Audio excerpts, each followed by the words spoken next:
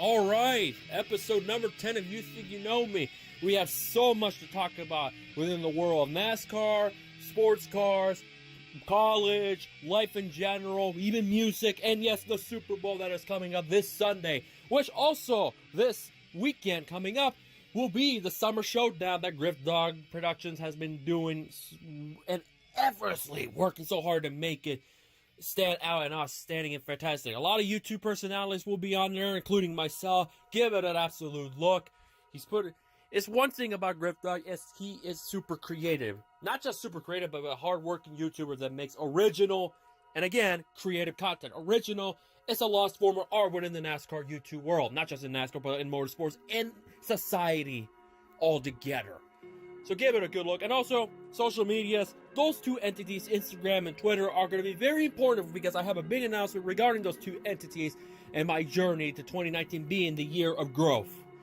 So without further ado, K&N East. Now you may be wondering, why am I talking about K&N East? I mentioned last week that I'll be focusing a whole lot on K&N West. I'm going to be calling it for the time being West Coast Wednesdays. That will come out every Wednesday where I talk about K&N West stuff, news, rumors, results, and how I think they're doing. It hasn't started yet. It will premiere very soon, probably the moment the season begins, which will be at the dirt track in Las Vegas, late February. But in K&N East news, it is a big one. It's a grave penalty, as NASCAR gave out a mass penalty to DGR-Crosley. The championship-winning team, when Tyler Ankram's number 17 ride won the East title. Ankram will now be driving the Gander Outdoors Series for that particular team, but he won't start out right away because he's under 18.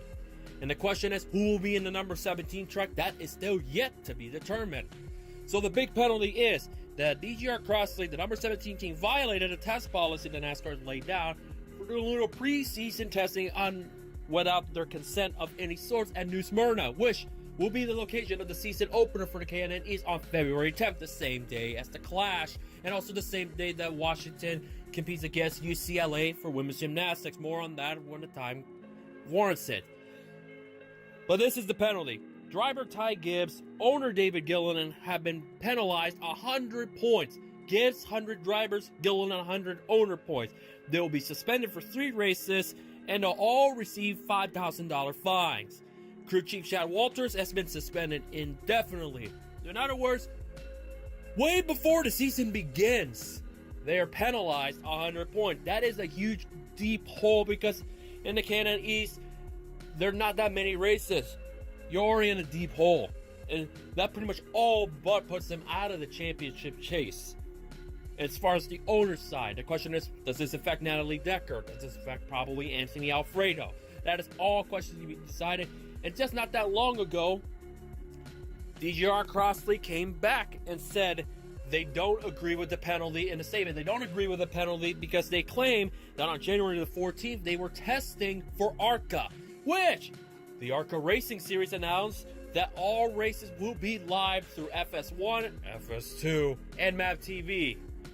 Finally, a little too late in that regard because that is ARCA's last full year as the fully brand ARCA as we know and love, and also make fun of.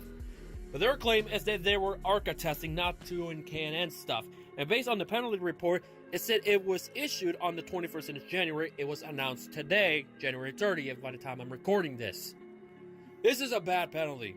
Not saying bad because I don't agree with it. This is bad at all counterparts because that puts them in a deep hole. We have not seen this grave of a penalty in NASCAR in a long time. You can think of the days when Junior Johnson's team got suspended in 1991, and the reason why the 11 became the 97 for all those old school NASCAR fans or those who even bothered to look up at the history. At one point, the Budweiser car was number 97. There's a reason for it. Which, the question will be, could they do that to prevent themselves hurting themselves as far as getting money out of it in the regional side? Which is not a whole lot, but as for regional, it could be huge dividends where they don't have to worry about using truck money to pay their fines. It's $5,000, which is sizable for them, but 100 points is grave because the most you can get in NASCAR is 48 points. That's the most you can get. They gotta be perfect for the races that they run, whoever it might be, Gibbs, Decker, Alfredo, Ankram, whoever. They gotta be perfect to get out of the hole real quick, because they'll be starting off the season dead last. Gibbs will be dead last in the standings for a while for the negative 100 points. So no doubt they're going to appeal. But we had great penalties before, like with I mentioned Junior Johnson in 1991 with the engine. Michael Walter with jet fuel. He was in a deep hole all the way to the summer of 2007. And of course, the big one, the Michael Walter Racing got penalized. That demoted Truex out of the chase, put Ryan Newman back in. Jeff Gordon was inserted as the 13th driver. It's a hot mess. Everybody knows that story. I don't need to go through it.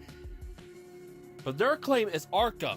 There's a lot of blurred lines on who and why they were issued this penalty and how they got the word that they were. It's going to be quite confusing, quite interesting what will happen. And there's another subject matter that I will briefly discuss in a moment when it comes to confusion and how I feel about it. A big penalty, huge hole for Gilliland, huge hole for Ty Gibbs, who will be driving occasional races, not just in K&N East, but also in ARCA. ARCA's season opener will be on February 9th at Daytona for the Lucas Oil 200. Now, the big K&N West news story involves two drivers. One, getting a huge opportunity, and two, where does this lead up to now? Where does it end up being as far as the outcome is concerned? So, remember I mentioned last week that Brady Samora was going to replace Cole Rouse? Well, Cole Rouse, I said he has the only good ride that I see him fit in to prove a point and making their word that, hey, you lost the good driver, the better driver out of the bunch. That I'm better than Deegan and I'm better than Kraus. It turns out to be that Cole Rouse will not be in the number 6. He may not be in the series at all, or may have a hard time getting a ride in the K&N West. We're not that many. We're just a month away from the season opener at Las Vegas at the dirt track, the Star Nursery 100. Jagger Jones, third generation driver. Yes, it's Jones. Parnelli Jones, PJ Jones, that Jones. Jagger Jones, who has quite the resume already at a very young age. He'll be replacing Derek Thorne, the championship-winning ride of the K&N West, full-time in 2019. He'll have Bill Sedgwick as his crew chief. Sedgwick was Thorne's crew chief a year ago, and they had that tremendous chemistry that got him that second K&N West championship before Thorne announced it was a 1-and-done season. He would be going back to the Super LIII models in the Southern California, in the Southwest area. Speaking of Jones, he was the Wheeling LIII model champion at Kern County, that very track that the season finale and opener was.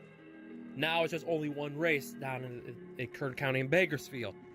Not only Jagger Jones has that track title to his name, he also has a win at Myrtle Beach driving for JR Motorsports. Yes, he won in the number 88 car. So he has quite an already good impression on the sport. It'll be interesting to see him. And for me personally, there's no doubt Jones has high expectations. Jones is no doubt for now the favorite to win Rookie of the Year, because he's in the championship winning card. It's a Sunrise Ford. He's very young. He's a third generation driver who's shown some potential success already. Will I see him winning the championship? Probably not. And right now, based on the release that it was announced today, officially, Jones announced yesterday on Twitter he'll be driving the 6 car. Trevor Huddleston will be back at Bruncati, Sunrise Ford Racing, Bob Bruncati's own team. So, the question will be not so much as where does Ryan Partridge stay or not, but more or less where does Cole Rouse go? There's no ride big. Unless Bill McAnally are willing to open up another car full-time, use the one that guys like Herschel McGriff and Chris Eggleston drive, and try and keep him? Or does he have to rely on finding anything he can, whether it's drive the 99 car for BJ McLeod on some races that Jairo Avila and Tommy Joe Martins don't compete in? Because remember, BJ McLeod said those cars are all full-time. Matt Mills, who was supposed to be the number 8, will have a new number. Tentatively, from what I hear, it may be the number 5 car. More on that, because now all of a sudden it's just dawned on me to mention BJ McLeod and numbers. McLeod gave Rouse a chance in Las Vegas. He had a great run. He survived the madness in the attrition. Put on an impressive run. Where does he go? Does he go east? Does he find anything he can? Or she just doesn't have the finances or budget to keep him around? Because what I mentioned about Samora, she's got Enos as another sponsor, not just Napa, Enos. That is a huge deal because that is money coming from other people, not just from his own local Napa dealer or the racetrack that he owns in the California area. Rouse does have this though. He has Spire as his agency. The same Spire that James Hinchcliffe, Ross Chastain, Kyle Larson, and so on are a part of. Garrett Smithley, Quinn Huff. Maybe, out of the blue, a cup ride? I don't know, that sounds to me ludicrous. But then again, remember, Quinn Huff will be driving 16 races in that 77 car this coming season. Not until Phoenix, though. So that is a blurred line. Where does Cole Rouse go? But yes, Jagger Jones will be in the number 6 car, the championship winning car. So those are the two tales I got for K&N that involve championship winning cars. Now, I brought up BJ McLeod and the number 5 and the number 8. Because that number 8 is now part of JR Motorsports. It's going to be driven by drivers like Jeb Burton, Spencer Gallagher. Yes, Spencer Gallagher coming out of retirement to run all 3 restrictor plate races at Daytona, both Daytona races and Talladega. So yes, Gallagher will come back to defend his race win in the number 8 car. The biggest news out of it is that Jeb Burton is getting a big-time ride with JR Motorsports, albeit it's part-time, only few races. This could give him a big opportunity to revive his career. Remember, I had the highest expectations for Jeb Burton. He was tremendous in trucks. Then they rushed him the cup and it went all to hell. Mr. 11 laps down, because that was his average number of laps down, 11. In the races that he finished. I'm not counting DNS because then it will be skewed up the rim. Those are great opportunities. And yes, Noah Gragson goes through another number change. So does Michael Lynette. Michael Lynette will go from the number 5 to the number 1. Noah Gragson will be the number 9. Could Gragson join Chase Elliott, William Byron, and Tyler Reddick to win the championship in that number 9 car, which that number has all the championships, excluding, of course, Martin Truex Jr. with Chance 2 Motorsports. That is viewed now as a different entity than the one that is running right now. Could he be the 4th driver to bring JRM a title in the Xfinity Series, all in the number 9, all in their rookie season? It's just a matter of time will tell. The only thing that didn't change is Justin Allgaier, who will be in the number 7. Oh, other drivers in the number 8 will also probably include Dale Earnhardt Jr., maybe at Darlington. And also Ryan Truex will drive the number 8. That same number that Martin Truex Jr. won his Busch Series titles in 04 and 05. When it was Chance 2 Motorsport before it integrated to DEI. So a lot of news. So that number 8 that was originally announced for Matt Mills, there was an agreement made by Dale Earnhardt Jr. and BJ McLeod to swap numbers. So technically speaking, for now, until it's official, the number 5 could be Matt Mills. Let's see what we got on the agenda. That's a lot of NASCAR talk. Let's talk about the Royal Rumble. Let me talk about the Royal Rumble. This is coming from a guy that hasn't watched WWE since the month of May. Doesn't matter if it's segments, full shows, whatever. I have not touched a minute on my TV or computer screen or on Twitter. No, can't say Twitter at all because I'll mention why. I haven't seen an ounce of a minute or any full lengths of any kind since the month of May because I gave it up on the product as a whole. I still follow it. I still pay attention to it through Bruce Litz, JD from NY206, Cultaholic, Brian Zane, Twitter in general, Dirt Sheets, to know what's going on. Good mic work. There's so many to follow on Twitter that keeps me looped and informed what's going on, that I don't need to see the product to know how good or bad. Most have been bad. The company has become in the World Wrestling Entertainment. Royal Rumble. I decided, it's the Royal Rumble. I love the Royal Rumble match concept. It's the road to WrestleMania. That one I could kind of cave in and see what the hell's going on. Big mistake, because AJ Styles is going to be involved in a crap feud, more than likely with Rowan at WrestleMania. Eric Rowan from the Bludgeon Brothers. Against the Bludgeon Brothers, the best tag team that they had is dead, and the ones that humiliated the New Day last year is dead. Stupid! So Daniel Bryan retains, and I'm sour on Daniel Bryan at this moment. He decides to bring up a hemp championship belt. Now, all the raves and jokes talk about RVD, Jeff Hardy, Evan Bourne, X-Pac, Snoop Dogg came into the mix. To me, it told me that Daniel Bryan is a goddamn hippie. Yeah, hippie! No doubt the second worst custom WWE Championship belt ever can't be worse than Edge's. And I like Edge. I put the spinner belt over Daniel Bryan's belt. I put the Miz's upside down spinner belt over than those two, Edge and Daniel Bryan. Can't top the Smoking Skull or the Brahma Bull. Cannot. And I do have a soft spot for that spinner belt because that was the first championship that I associated with the company. Because when I started following it regularly and vicariously in 2012, with occasional on and offs in 2009 and 2011. But yeah, SmackDown was a mess from what I've heard. It was just a huge cluster of a mess. And and also back to AJ Styles. That's that stupid finish that Rowan costing AJ the championship is one of the many reasons why I stopped following it in May. From me watching it, can't get away from it on social media. It gives me something to say. Okay, that's another reason why I won't watch. Or okay, maybe if I like where this is going, maybe I'll tune in or check a segment. Unless if it involves Mandy Rose, then I'm always all in if it's something really good or an Alexa Bliss segment that I find intriguing. I talked about it already in this show. Royal Rumble. Seth Rollins eliminated Braun Strowman to get a shot at the WWE Universal title. Why the Universal? Because that's what Rollins wanted. He wants to face the Beast Incarnate Brock Lesnar. And I mentioned it better be a squad. Safe to say Brock trusts Finn Balor. Basically, Brock threw him F5s and suplex like he was meant to be in the garbage bin. Brock Lesnar and Finn Balor was actually a really good short match. Brock was selling. Brock did a lot of things that you don't with small guys. It was appeared to be safe to say Brock works better with smaller guys. I think that's been evident in his second run in the WWE. With CM Punk, Daniel Bryan, AJ Styles, and now Finn Balor. It was short. Right? It was short.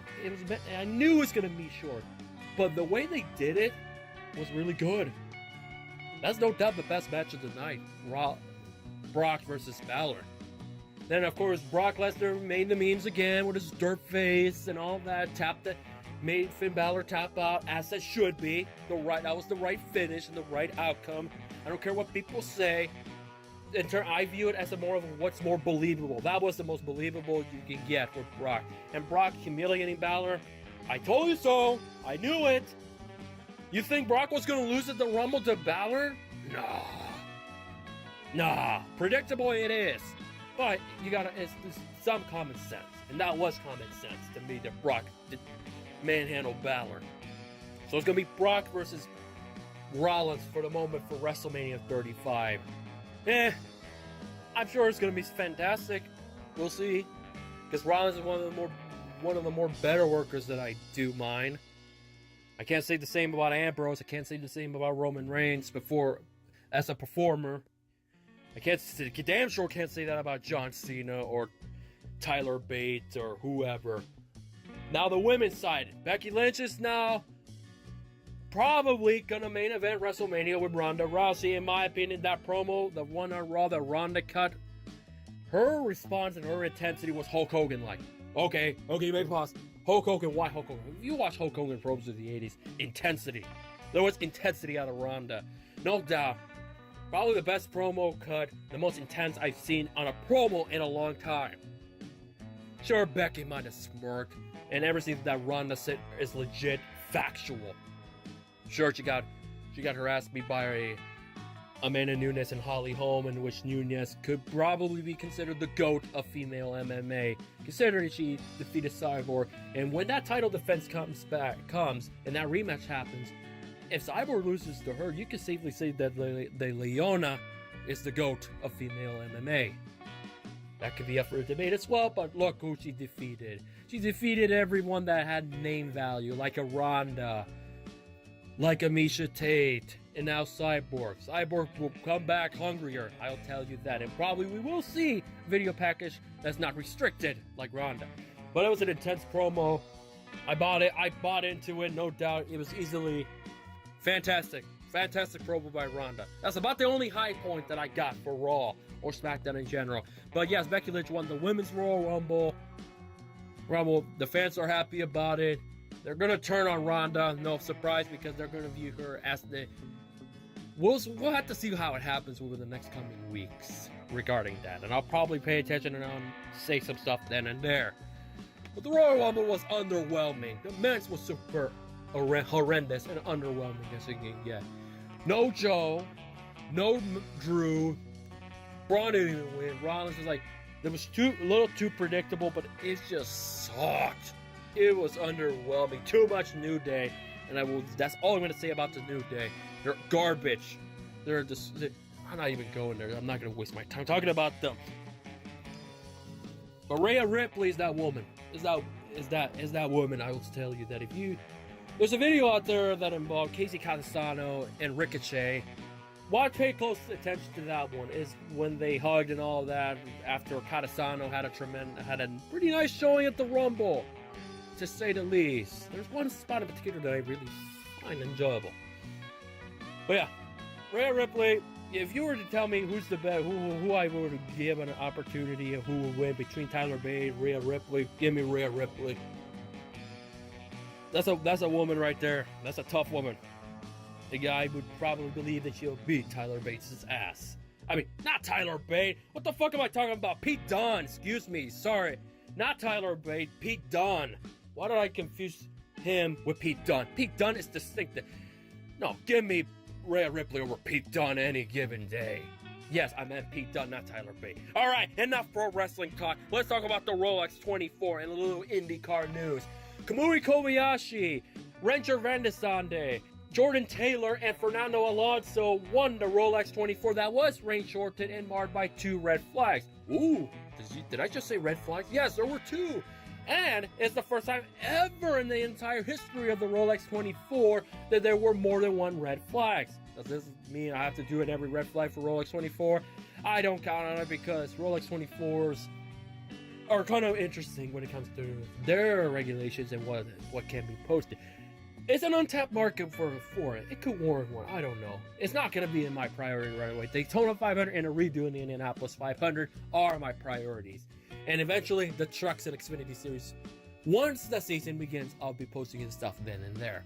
Like I mentioned multiple times, it's so hard to do those series because of amount of content and footage available and what I'm able to find or hear from other YouTubers that have those races or were at a time with those news and rumors when they were old enough to watch and understand what's going on. And they put the deep research like the Dave W's, the Race Fans 84s of the world. Which I can't thank them enough. Remember, without those guys, content with racing and NASCAR would be obsolete. Always remember that. But yes, they won the Rolex 24. It was 11 minutes short from completion. The race ended under the red flag. Alonso now has the 24 hours of Le Mans and the 24 hours at Daytona. All he needs is a Sebring, and he accomplished the Triple Crown of Endurance Racing. Which, another Triple Crown in subject, the Indianapolis 500. Alonso does it, he'll be the first man since Graham Hill, and only the second man ever to do so. The Triple Crown of Motorsport. The Indianapolis 500, the 24 Hours of Le Mans, and the Monaco Grand Prix. And he'll also join Graham Hill to also have the World Championship, which Alonso has won twice. Just a matter of can he win the Indianapolis 500 in a McLaren? Because Andretti while there still be some alliance with Andretti Autosport, he's not considered an Andretti Autosport entry because today as well, Conor Daly will be in the number 25 for the Indianapolis 500, completing the All-American lineup of Ryan Hunter-Reay, Alexander Rossi, Zach Veach, and Marco Andretti. Marco, Veach, Rossi, Hunter-Reay, Daly. Yeah, 5. That will complete the All-American lineup at Andretti. I almost said Andretti Autosport. Jeez, I'm getting too nostalgic when I talk about Triple Crowns and everything. This is a huge opportunity for Conor Daly, no doubt. Remember, Conor Daly only barely made the Indianapolis 500, just had a tremendous bump day performance that got him in, whereas James Hinchcliffe and Pimpleman were not able to do so. And now he's getting a big-time ride, a big-time opportunity. This is the car that almost won the 500 with Stephen Wilson on a fuel economy. Remember, many people say 2018 was not the best one out of this decade. There were some memorable outcomes, of course, outside of Danica Patrick crashing and Will Power finally winning and saying to show him respect with a little M word and ends with an R. You know that word. I don't need to say it. Everybody knows it.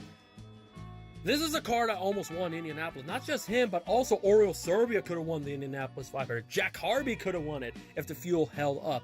And with all the three guys pitting together, it was evident that Will Power was going to win the 500, and he did so.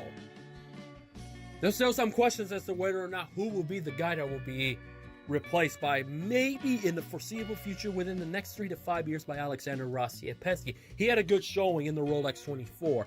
But Fernando Alonso, when he in that first stint, he pulled away from everyone. Even when there were full course cautions for Mazda's unreliability every now and then, he had a phenomenal showing. He would pull away drastically, and that really factored in a lot. The race was getting good in the rain. You had the number 10 Cadillac. You had Action Express with Felipe Nasser, the 31. You had the Penske's up there.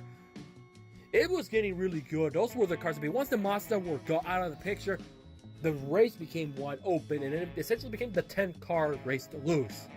And then when the heavy torrential downpour began, it was pretty much evident they were not able to continue. We're in a different time period where heavy rains are just viewed different, because of course some of them were there at the demise of Jules Bianchi, like an Alonso. And it was also pretty nice to see a couple ex-Formula 1 guys going at it for the top 5, like Alonso, Montoya, Barrichello, Nasser. Oh man, old time. Kobayashi. Telling you, this is huge, not just huge for Alonso, but also Kobayashi, because this was one guy that I felt like he could surpass Sato as the best Japanese Formula 1 driver, and maybe the best Japanese racer of all time. He's really grew to be a fantastic competitor, a fantastic racer, and also eliminating the stigma that the country has been known for with like the Tora Takagis of the world. He's putting a good name in that country. Same with Takuma Sato as well as IndyCar. He's got the Indy 500 with and a Grand Prix of Portland as well. And Long Beach as well. Don't forget Long Beach. He's done really good. This is a good time period for them, so this is phenomenal for them. Second win of the last 3 editions for Wayne Taylor. Other notable stories is Alex Zanardi. I'm telling you, I mentioned it last week. If I ever see the man, I will, with great gratitude, thank him for what he's done, not just in racing, but just in general. He is a whole round hero. He's definitely a top 5 heroic human being in my book. Zanardi's the man. He had a pretty good showing. Sure, the steering wheel problem in this first stint made it a detriment, but hey, all around, BMW, Ray Hall, Letterman Lanigan got a class win with the number 25 car. That featured Colton Herta, 18 years old, the first ever IndyCar driver born in the 21st century to have ever run an IndyCar sanctioned race. Has a Rolex watch. No, not just him. Pastor Maldonado and Sebastian Saavedra got Rolex watches as well. Yes, albeit the class that Saavedra and Maldonado won, there were only 4 cars, the LMP2. But if I were Pastor Maldonado, the question would, what would be his biggest triumphant? The Spanish Grand Prix win for Williams, which is the last to date, or the Rolex 24 class win with 4 cars? I think he'll view it the same, but Pastor Maldonado, he made it through, people. For those, I know he's been the butt of every F1 joke outside of Marcus Ericsson, which I do believe he will be a strong rookie in IndyCar. If Robert Wickens could do it, I think Ericsson has a good shot in my book. Maldonado kept it going. For those who don't follow sports cars, do Formula 1 or remember him, he had a good showing. Really did. And yeah, now, speaking of music, let's talk about Rutledge. Hey, look guys, check this out. He did Sweet Caroline. Oh, no one cared? Oh, Sweet Caroline's overrated? Yeah, I agree. I may be the only one who agrees who may say this, but Sweet Caroline is the most overrated 60s song. They bastardized it with their additional ad-libbing, the crowd. I can't. No, I cannot with that record. It's become annoying. And that commercial is just catered to the memes, catered to it. You know the commercial they had a couple years ago. I hate it. Sweet Caroline is right up there with Don't Stop Believing. It's one of the most overrated songs and sing-alongs of all time. And which transitions me to talk about number one in garbage. And number one in garbage is 7 Rings by Ariana Grande. I listened to the full song. The beginning was looking okay, pretty competent, and not that bad. And everything went down the absolute tanks of shit. Afterwards, it tanked big time. It tanked harder than the Oakland Raiders' attempt of getting the number one draft pick. Instead, they kept on winning, baby. And guess who's number one? The Arizona Cardinals, which Larry Fitzgerald will stay for another year. And there's a funny photo on Twitter that says Seth Rollins is going to the University of Phoenix because the tradition for every Royal Rumble winners, they put the WrestleMania sign, and the way it was framed, it looked like he was pointing to University of Phoenix, which is the school that Larry Fitzgerald got his degree. He played Pittsburgh, but he went to the NFL. But he made a promise to his mom that mom or grandma, he will finish college. And when he did at the University of Phoenix, he fulfilled that promise.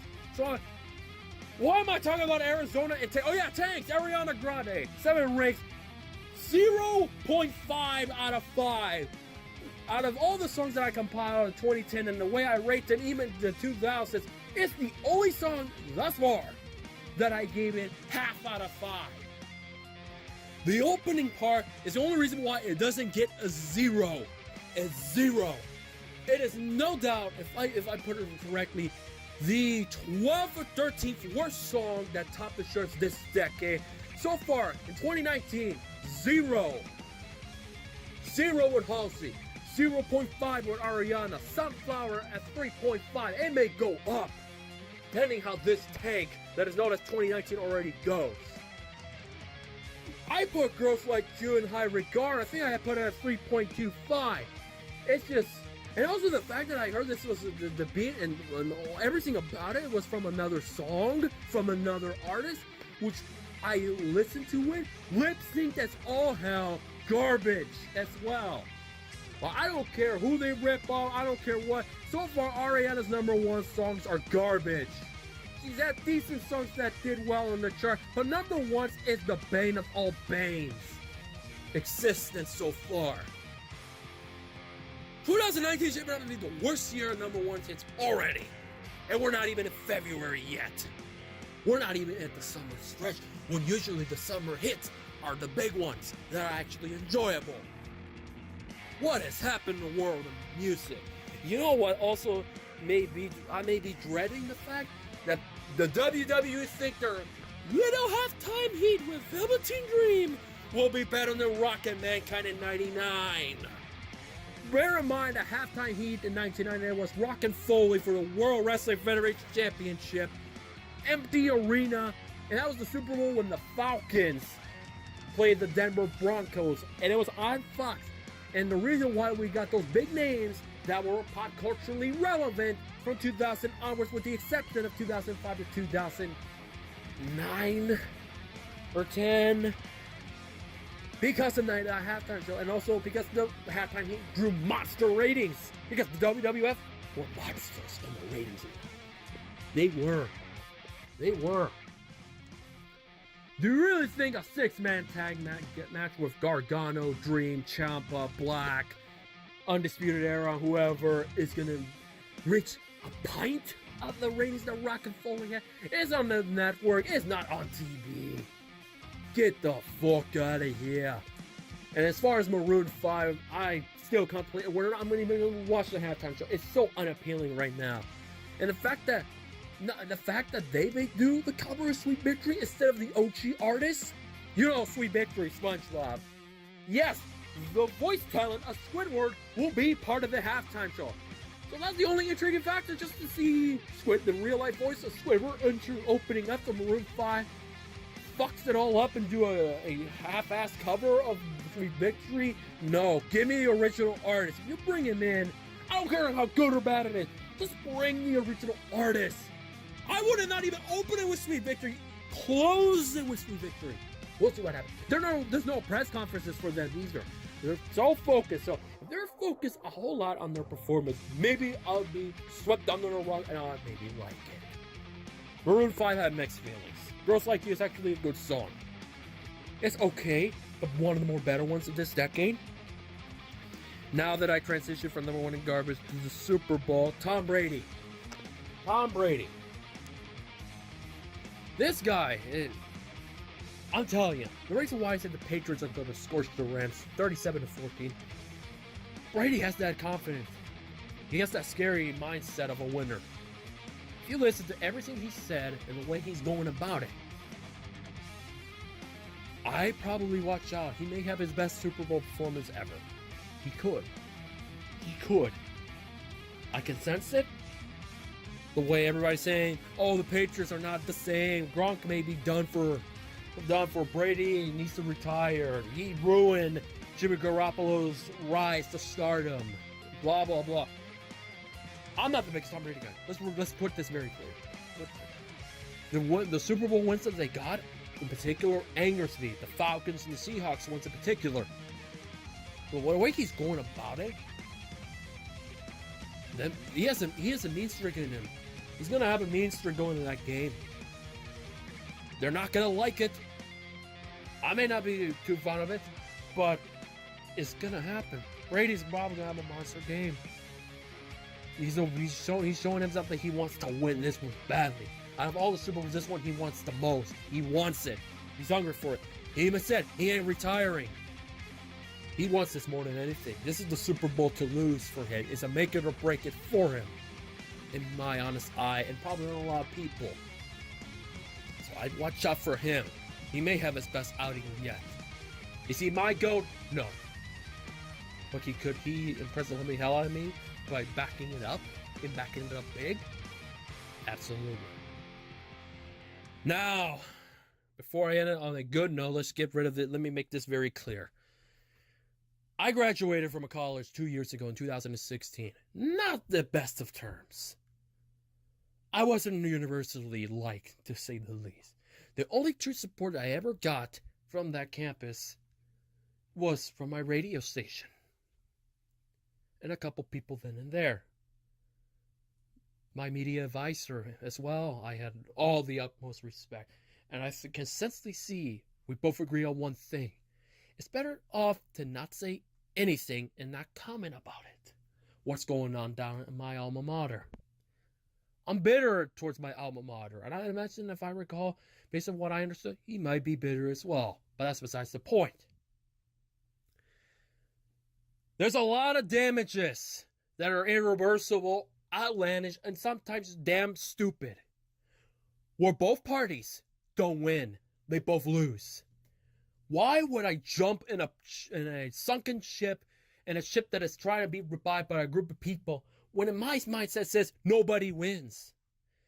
My alma mater has taken way too many L's already, from waning acceptances, bad football decisions, from FBS to FCS, which bothers me to no end. And I mention it, it's the biggest bullshit I ever said on air, that it's a good thing when it's not.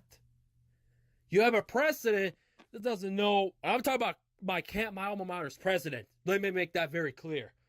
You have a head honcho that isn't well liked at all. Made some dumb decisions. I don't think he ever liked me to begin with. I saw it through the eyes when I walked that aisle, picked up my diploma. I sensed it. I felt it. And it's blowing up big time after I left. I left the sunken ship when the ship was barely sinking. Now it's sunk. Doesn't matter what party, what view you have, whether you support this one individual or you support the administrative decision. I don't care. I don't give a This is the only time I ever talk about this ever on any platform of any kind. This is my only 2 cents I'll give. Nobody wins. Me not partaking or joining an alliance or a group makes me the winner in my book. This is a mess that is out of my control. I can't do anything about it. I'm not going to voice it. I'm not going to say anything. As a matter of fact, probably the reason why I'm not going to voice it because I do have some stories on how I view that one individual that I had multiple classes for. But I will not say that because it's absolutely irrelevant at this moment. So here's my stance. I'm in nobody's corner. No one. I'm not in the administrative corner. I'm not on the individual and subjects corner. I'm in nobody's corner. My corner is at Daytona Beach. My corner is at Long Beach. My corner is myself and what I have in mind to get to the top in my profession. And yes, and it does involve my profession with that individual and subject, and how clustered it has become to the point that you have to the point that individual, if they touch campus grounds, you must call 911. It's gotten ridiculously stupid. There's no point in me partaking in it. There's no point. I graduated 2 years ago. I moved the on. I moved on to the point to try to make my name out there the hard way, to prove it, to showcase my worth towards other people. If my alma mater ain't gonna show it, well, that's too bad. I will show it for others that value what I put on the table. Whatever happens, happens. Nobody wins. No one. I'm staying silent about it going forward, but that's all I'm gonna say. Nobody wins. I will say this, however. More damage to a reputation ain't gonna make it any better for that campus. Yes, you can consider myself Bret Hart to a degree. You may consider myself a CM Punk. You may consider me both of those rolled into one, how I view a certain entity. But guess what? I moved on. Yeah, I'm not going to go into detail why I feel X, Y, and Z, why this and that. I'm telling you this. I will make it. Slowly making it. A day at a time. And when it's all said and done, they will look back on me and say, wow, I thought he'd never make it. Wow. This little guy from Washington who decided to come to our campus made something out of himself. Because damn it, I will do what it takes to put on the hard work and what's what it takes. I've done it my whole life. I'm going to continue so. And me choosing a side isn't going to get me anywhere. So that, my friends, is the moral lesson. If you see something that where you feel like nobody's going to win, don't jump ship on one side or the other. You move on. You move forward to what you want. Because that's what I'm going to do. I'm going to own it. I'm going to walk through it and say, like, do I have to pick a side? It's like, no comment. Next. Because that's all I will say. I have no comment. I buried the negativity. I've done away from the negativity from my alma mater 2 years ago. I'm done with it. I'm willing to move on. Sure, I may tell some stories and what led to me moving on. But in all honesty, like many people feel about AEW, it's peanuts. To me, this whole malarkey is peanuts to me. I got other stuff to worry about. End of story. C'est la vie. Respect the Thursday when this comes out. And yeah, nobody wins. I ain't gonna jump a ship where nobody wins. I'm striving for wins of my own. Small victories, intermediate, big victories. Whether it's my life, my personal well-being, my career. Speaking of my career, let's move on to that. So, I mentioned earlier that Instagram and Twitter are the outlets for you guys to follow my journey. For the very few that bother to watch. The very few that bother to tweet. The very few that care. Of course, you guys subscribers, the 1,495, only a couple check my videos that are not red flag related, because to me, you guys are willing to hear what I gotta tell. Raw, emotion, unfiltered, unedited, and all that. But here he is. I mentioned Daytona Beach. I mentioned Long Beach. Let's talk about February. I mentioned that on February 18th, the Every Red Flag Daytona 500 video, which I've yet to start, but census tells me that it may just be 1995 to 2017 where these red flag spans took place, because from 1959 to 1994, we're gonna dig deep. Quite a lot. May not be the hardest project, but it does take time to put it together. A lot of research, see how the race goes, see the caution lanes and all of that. It takes a lot. And as a matter of fact, I can find it out there. Every Daytona 500 is on, but some of them are just little highlights from the DVD of the 50th anniversary. It's gonna be a little bit different. I'm not gonna recycle the clips, my red flag clips, and just put it in there where it says like red flag number 1, blah blah blah from it. No, it's gonna be a little bit different. It may be some clips you might have seen already or recognized before, but it's gonna be a little bit different because it's the Daytona 500. I will say this now. Daytona 500 is on February 17th, 18 days away. ARCA is next Saturday. The Clash is next Sunday. But on February 12th, on Tuesday, I will be heading to Daytona. I'll be covering the Daytona 500, not just the 500, but the Gander RV Duels, which was announced today. That's the new title sponsor for the Duels. The NextEra Energy Resources 250, the trucks. The NASCAR Racing Experience 300 that was announced on yesterday as I'm recording this, which would be Tuesday. And the Daytona 500 itself. For the website that I write for, my first race that I'll be covering at the track will be none bigger than the Daytona 500 weekend itself. Media Day, trucks, duels, Xfinity, Cup, the whole 9 yards. I'll be covering it. And why I'm plugging Instagram and Twitter so much is because that's the best way for you guys to see my journey and what I see behind what I see through the lens, through my writing, and through a video scope. Maybe it will be my first vlog ever. There's some stuff I cannot do or won't show because I can't show everything. I'll give my thoughts, how I feel, and all of that. There may be multiple You Think You Know Me, but it'll be a special where I talk about it briefly, how I feel, where I stand, and all that. But also keep it in a mildly manner where I don't give away a whole lot. But yes, myself will be at Daytona. Myself will likely be at Long Beach as well. Once everything's all confirmed, I will say it in the episode that Warren said that is close. But yes, there will be a little explanation of what will happen with my channel when I'm in Daytona Beach that 500 weekend. So stay tuned to that. With that being said, that is all I got to talk about here on this episode of You Think You Know Me. Hope you enjoyed it. I hope you understand that sometimes that both sides are losing. You don't go to those losing sides. You go for the winning side that's best suited for you. And that's what I'll be doing going forward and throughout the year. So until we meet again, Daytona, man, it's coming sooner than I think. Doesn't feel real that I'll be at the Great American Race for the first time ever. Reality will certainly hit when I'm there, but for now, catch you guys later, and hopefully you enjoy a well-thought, well-executed episode of You Think You Know Me.